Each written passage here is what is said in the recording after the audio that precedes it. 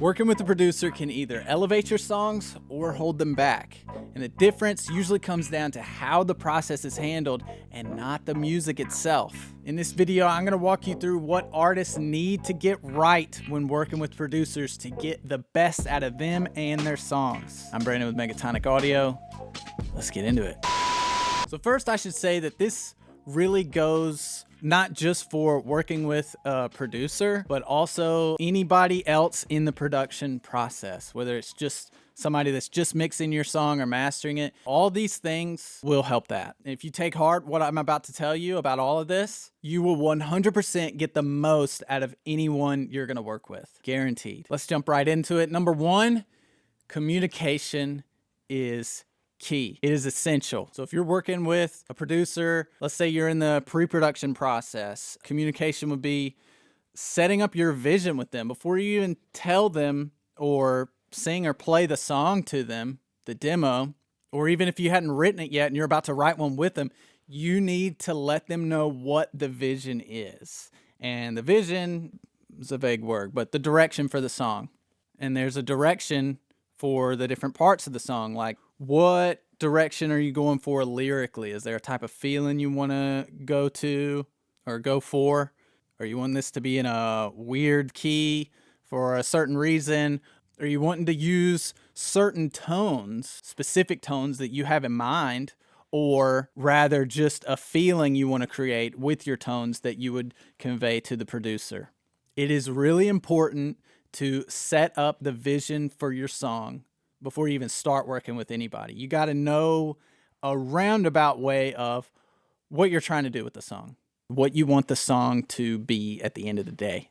If you don't get that right at the very beginning, your song is probably screwed. You are going to go through so many trial and error sessions with, if you're trying to write one with the producer or you've written it and you just want them to help with the accompaniment and whatever else they're trying to do. If you don't get your vision right and know what you want roundabout, you don't have to know every single thing. Otherwise, why are you working with anybody else anyway, if you know exactly how to get exactly what you're doing? But if you want that professional touch and you want the professional opinion and you want the professional sound of your song and you don't want to spend years on one song, you're going to need to know what you want, and you're going to have to say that to the producer you're working with or the engineer you're working with. When you have a clear vision, they can help fill in the gaps. When you say, I wrote this song and I was listening to a lot of this certain Rolling Stones album and I like the tones, and so I wrote this song, this is kind of what it means. Or I want to write a song and I want it to feel like this. Maybe you don't even have a meaning yet, but you know what you want it to feel like, what kind of the style you're going for is. You at least got to have some sort of vision like that. You don't have to have every single thing planned out. Like I said, you don't have to have, I want this specific snare drum and I want these specific toms. This rack tom, but this floor tom. I also want this tambourine, not that one. You don't have to get into all that. But broad strokes, what's the vision? And you got to let them know. It'll save you a ton of time and money and heartache. It'll definitely keep you from going crazy. And let's say you're working with, you've made the song, you've recorded it yourself or already had it recorded by somebody and you're sending it to a mix engineer. Communication there too is essential. You need to be like, hey, this is what we're going for. We got close in the recording, because if you're not even close in the recording process, it's never going to get there in the mixing process. You could send it to name whoever you think the greatest mix engineer in the world. They're not going to save the song if you didn't record it right. But if you recorded it well and you're like, hey, we were going for this feel or whatever, if you have a song or a collection of songs where you're like, this is what I'm talking about, this type of feel. You don't want to copy somebody verbatim. You don't want to do that. But if you're like, this type of feel, this range, or this mixing style, we want to go for a more vintage warm sound. That's why we used all these ribbon mics or whatever. Give them some mixes to use for reference, and they'll kind of say, oh, okay, I kind of see what they're talking about. Because when you can give examples, it's better than just your words, because words it's hard to describe music in words. I heard Andrew Sheps say that he heard someone else say that talking about music is like dancing about art. It's really hard to make it connect once you start talking about, especially in the mixing process. You start talking about tone and stuff, because a lot of people have different words and different vocabularies, and it's just hard to get some of that across if you don't have examples. But if you have examples, that's great communication already. All right, without rambling about that any longer, it's very important. Number 2, you need to send your files correctly. Please, I'm begging you, send your files correctly. This will save your producer and engineer so much time. And when you save them time, it saves you time getting your mixes back, getting your revisions back, getting a demo back, whatever you're getting back, it'll save you time in waiting for it. Because when you don't send them the files correctly, it's a nightmare for them. And it is a long slog of a process to get everything organized and look, what you need to do to save yourself from all that and save yourself from your producer or engineer hating working on what you're paying them to work on. You don't want them to hate it, because you want them to put their best foot forward doing it. You don't want any chance of them being like, oh, I just want to get through this. No, you want them to love it so that you get the most out of them. And to get the most, you got to send your files correctly. One thing is naming them really helps. It helps. I hate when I just get audio and audio 59. I don't know. I have to go through and individually listen to each track. And it sounds like, oh, if there's only so many tracks, how long does that take? All of this stuff that I'm about to talk about, it adds up so much time and frustration. You don't want to add frustration to whoever's working on your music. Like I said, you want to get the best out of them, and that's not how you get the best out of them. So name your file so they just know what it is, because we all have ways we organize our sessions when we get them. And also before even sessions, even if you're sending just a iPhone recording work tape of different versions of your demo, bouncing around ideas, label those two, version 1, version 2, so-and-so's version, if you had somebody help with it that didn't help with the other versions of the demo, so that your producer can organize those in a folder without having to listen to each one and remember who was this one with or whatever, or being like, is this a duplicate file or is it actually different? And they don't have to spend time listening to the whole thing. They just have everything labeled. They put it in a folder to where they can refer to it later when needed, like that. Another thing about the files, make sure that you're giving them the best recorded takes, not just one single take. I like to get a few takes. I don't like to get 100 takes. I like to get a few of each instrument. You don't want to give them too many takes, because that'll weight them down. Your engineer, your producer, they are going to listen to every single one of them, ideally, because you gave it to them. They're going to be like, okay, well, I got to see what the best one is. But you just need to narrow it down to your best few takes and then label them. Take 2, Cody's lead vocal, take 3. And then that way I'll know when Cody sends me his files, which one's his lead vocal, and the takes, it's like, oh, these are different takes. These aren't doubles. These aren't harmonies. These are takes. And then I'll know what your harmony is. Harmony 1, take 1. Harmony 2, take 1. Harmony 3, take 3. All those files need to be named accordingly, and there doesn't need to be a million of them. So go through, use your knee-jerk reactions. Your knee-jerk reactions to a take are probably right. If you listen to something too much, it's all going to blend together, and you're not going to know what's good and what's not. If you mix your own music and you mix too long, and then you come back the next day, and at the end of the day, you thought it was awesome when you mixed way too long without taking ear breaks, and then you come back the next day, and you're ready to hear it awesome again, and you play, and it's like, oh my, that is horrible. It's because your brain starts to just warp whatever you're hearing when you hear it too long, and you'll start making decisions that you wouldn't have made if you were hearing it accurately. Same sort of concept with just listening to takes too long. You'll start to miss what made a certain take special and what makes other takes kind of bland. So just use your knee-jerk reaction. We don't need every single take. You can, but it'll save time if you can narrow it down to a few takes per per track. And you're also going to want to send any notes you have about a certain track or about a certain take, which will help if you've named them accordingly. You can refer to them and I'll know what you mean if you're sending them to me when you have your notes. Be like, hey, on this take, I really liked this one little thing that my voice did on accident. That little rasp you hear, I really, if possible, please incorporate that into it, into the main track, although I know that most of that take wasn't good or something like that. And I'll be like, cool, I'll see if that can work as long as it fits. And if it, for whatever reason, didn't, I would communicate with you about it. Communication both ways is key.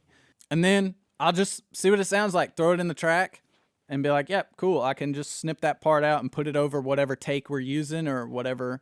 When you're comping vocals, whatever the comp ends up being, I'll make sure to prioritize that one. So you're going to want to send notes as long as you've named everything correctly and sent everything correctly. But another thing about the files that is crucial is this will destroy your songs, it'll destroy your engineer's brain.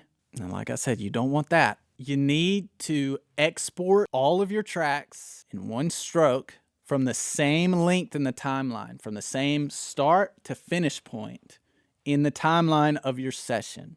You need to export them, all your tracks, every take has to be the same exact length from the same exact starting point to the same exact end point. Well, really the same exact starting point is most important, but just do a huge selection in your DAW and export those files. Whichever DAW you're working with, there's a way to do it, and there's way too many videos on YouTube about how to export files or forums on whatever DAW's forum you got. So I'm not going to go into how to do that here, but it's really easy. You just highlight everything, all the tracks and a certain length, and then you export it however you export in your DAW. Make sure that they're the same length. If they're not the same length, if you've done some edits, you've stripped some silence out in between vocal parts, you're singing a line and you wait and there's a guitar diddle and then you sing again.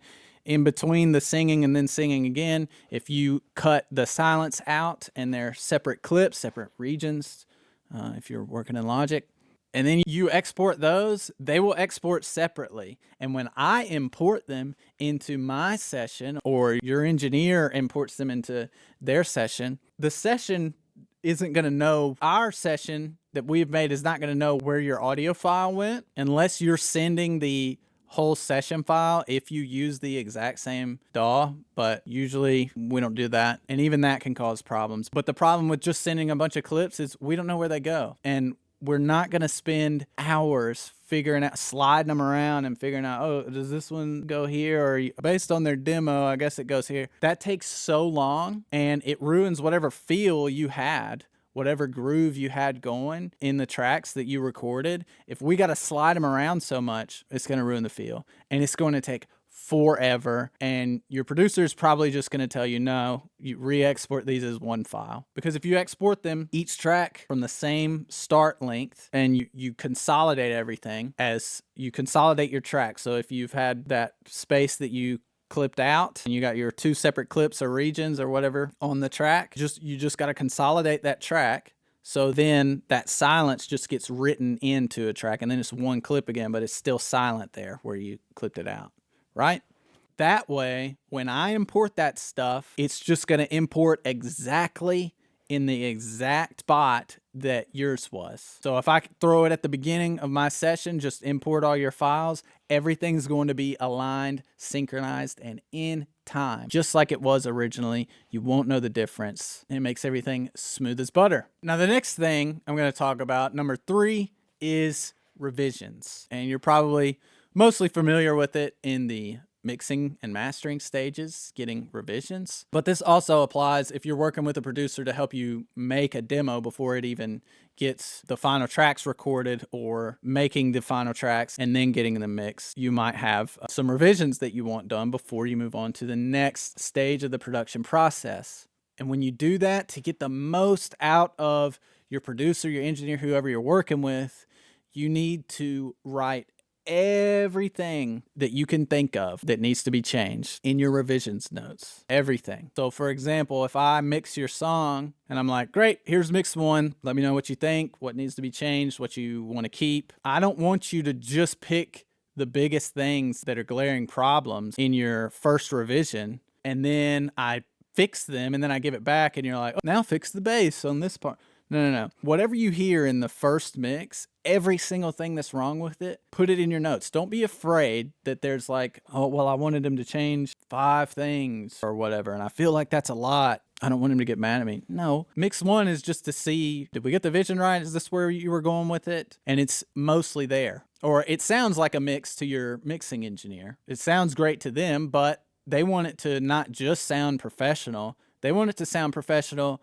but also within the way that you want it to sound, your style. Because there's all kinds of professional, right? And that's how they figure that out. They give you mix 1, and then you got to tell them everything you want change. And anything that you're like, hey, but whatever you change, if it affects that one part in verse 3 or that one part in the chorus, then don't worry about it because it's just so cool. I don't want it to mess up with that. You need detailed notes, not stupid detail like 0.1 dB down with the shaker or something like that, or use this specific plugin that they might not even own. You need to worry about the end product. This is just a little too loud, or this is just a little too buried in the mix, or it's not so much buried, I can hear it kind of clear, but I'd like it a little louder, or this seems a little too compressed to me. You don't have to get molecular with it as far as 0.1 dB. Don't do that. Let the engineer that you hired figure all that stuff out, but give them the vision, give them detailed enough notes, and that way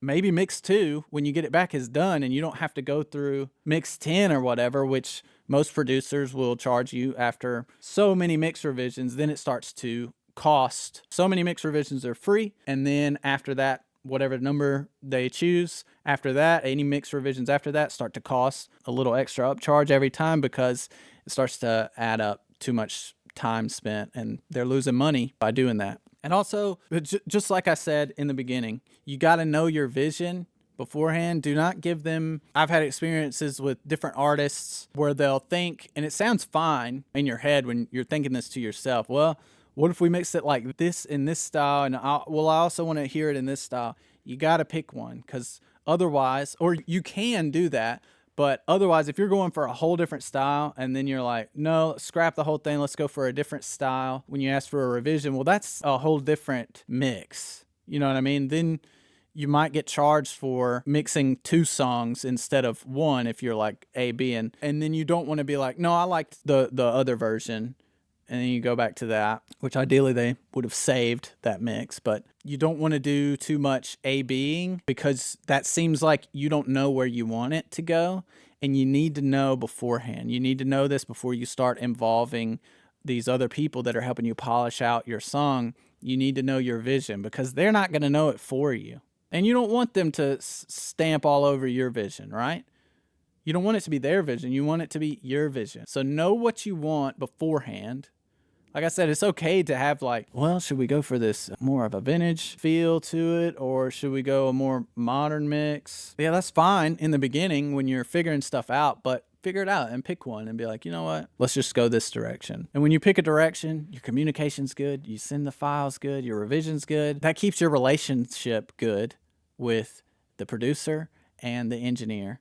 And everything's going to go way smoother than if you didn't do those things. And they're going to love you. And they're going to work more efficiently on your end product. And it's definitely going to sound better. You're going to get the best out of them, guaranteed. All right, if this video resonated with you and you're looking for help producing, mixing, or mastering your songs, the link in the description is a link to work with me. Take a look and we'll see if it's a good fit. If it is a good fit, I will let you know. I only take on projects that I feel good about, so click the link below and see if this makes sense for you. All right, thanks so much for watching. I appreciate every single one of you. Please be sure to subscribe to the channel, like, comment, share, all that good stuff. That helps me get to more people like you about topics like this. Trying to grow this channel, and it really helps with the algorithm when you do stuff like that, and it's completely free for you to do. Anyways, thanks so much. I'll catch y'all in the next one.